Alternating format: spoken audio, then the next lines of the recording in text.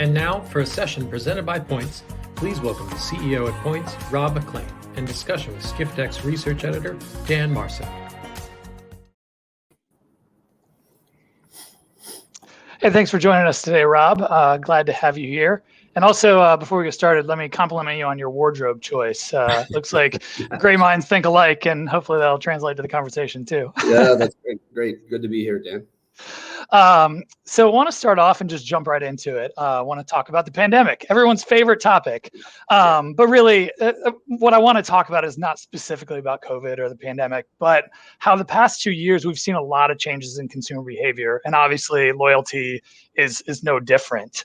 So at Points, how have you guys seen the way that consumers are looking at the importance of accruing loyalty points, miles, perks, all that kind of stuff, and using that for their travels?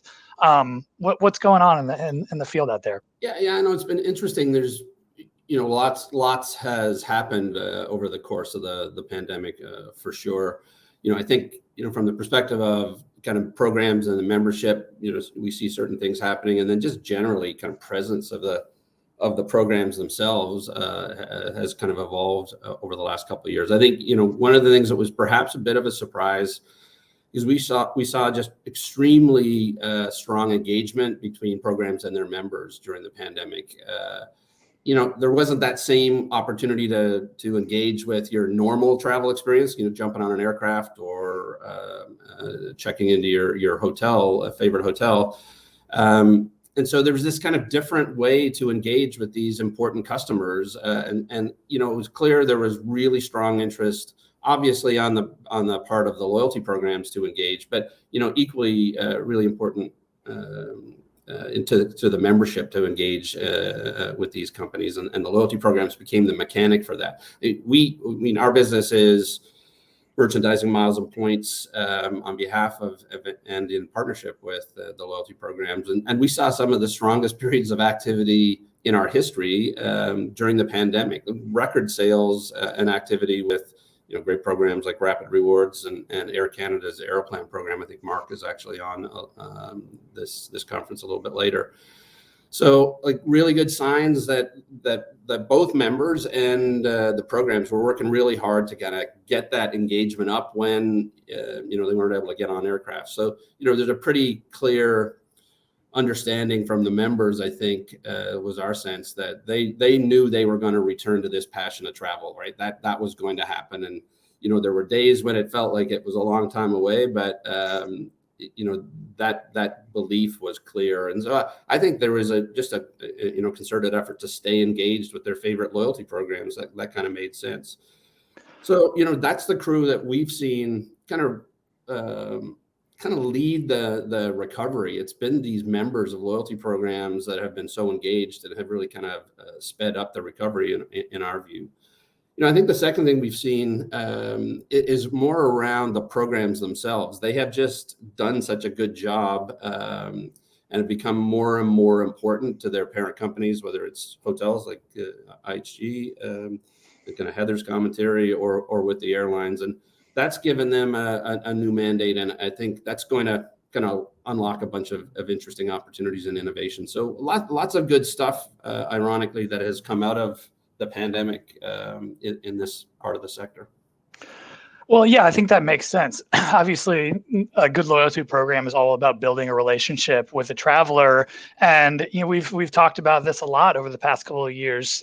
People have really felt that need to reconnect with things. And so the ability for travel brands to share that same type of connection through the loyalty program was there. And I think that's a really important point. Yeah. One thing you mentioned is talking about, I'm actually going to jump ahead a couple of the questions. We can come back to some of the other things, because you were talking about the different ways that programs were seeing success in giving their customers, the opportunity to, buy loyalty points or things like that, to use them in ways that they, may have been unable to fly. They may have been able to travel. So what should brands be looking to do to merchandise this loyalty currency? What have they learned over the past couple of years? And what are some of the tactics and techniques across the different brands that you're working with that have been doing so successfully? Yeah, I mean, I think why do they want to merchandise it is kind of a little bit of the point. First of all, this kind of loyalty currency retailing has just become just a massive driver of revenue. It's typically the second or third largest kind of generator of economics for these loyalty programs.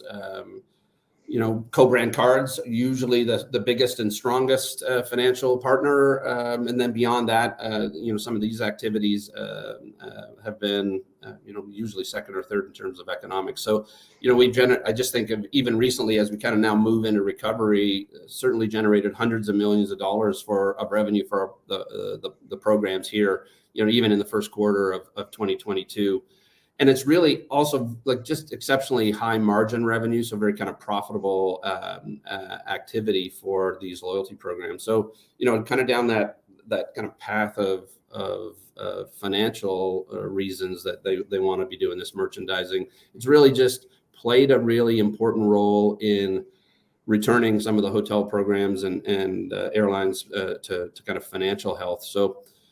I think most of program operators would understand if you've got good, solid financial performance, it helps you as marketers and operators kind of invest in the program and do kind of more things. So, this is just in many ways a mechanism to help kind of support that funding to kind of continue to grow the business with frankly engaging with their best partners. And that really is the second thing that we see as an objective for a lot of our partners is you're doing these merchandising and marketing activities around the currency, which is just that fundamental mechanic to engage with the loyalty program. And it's accelerated a lot of the engagement we've seen with programs that, as Heather said, just recently trying to drive acquisition. It's getting those members in and involved in the program, and then it's engaging them and retaining them. A lot of this merchandising and creating this utilities is helping with that. Look, I'm pretty convinced, some of these big programs, particularly in the US, but globally, there's hundreds of millions of members in the database that frankly have been the first travelers back on the road, right? As we've all, re-entered this travel recovery, they're the first ones that have jumped back on aircraft. And they're also, their track record is such that they're the ones that are the frequent travelers. So they're the ones that are going to be back a lot through this recovery and beyond that. So, fundamentally just seems like a good way to engage with these kinds of travelers. Anything you can do on that front makes some sense. Right. And that's why I brought that up there. You've really talked about how loyalty is going to be that key to recovery. So in terms of how brands are going to engage with these loyal travelers as they get back on the road, we're seeing this demand also for kind of more personalized and customized experience. You talked a lot about the benefits for the travel brands themselves. Obviously, there's the benefit on the consumer side as well.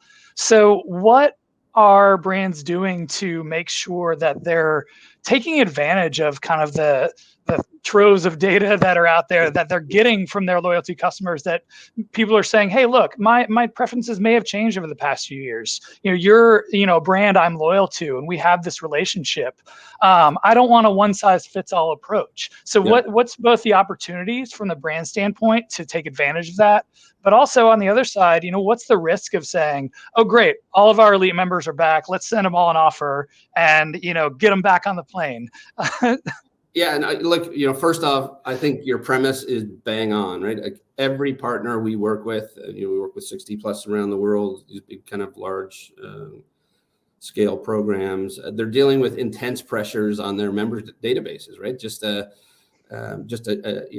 It's such a valuable group of customers that sit in those databases. There's just tremendous pressure on it. So, the days of just blasting out communications or offers to tens of millions of members every few days, if it's not gone, it's close to being gone. I think most of the partners we deal with and our mandate is to be a lot smarter and more efficient than that. You just can't be this kind of blunt instrument communication any longer. And that's not new news, but it is, I'd say it's a bit more intense in the current time that it's been previously. So you just have to be smarter. You have to be more efficient with your member touches.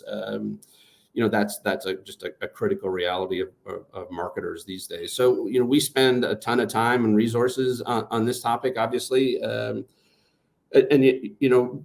from my perspective, as we invest in whether it's technology or people, et cetera, the best thing we've been able to rely on is where we've been able to be more sophisticated with data and using the data and analytics to optimize performance.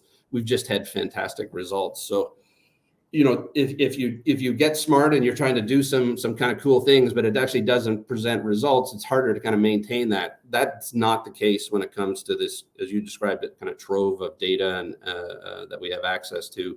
We're seeing programs that we've been running for quite some time as we've kind of just gotten better in kind of utilizing the data and optimizing offers and marketing. You're seeing 40 to 50% jumps in either engagement metrics or financial results.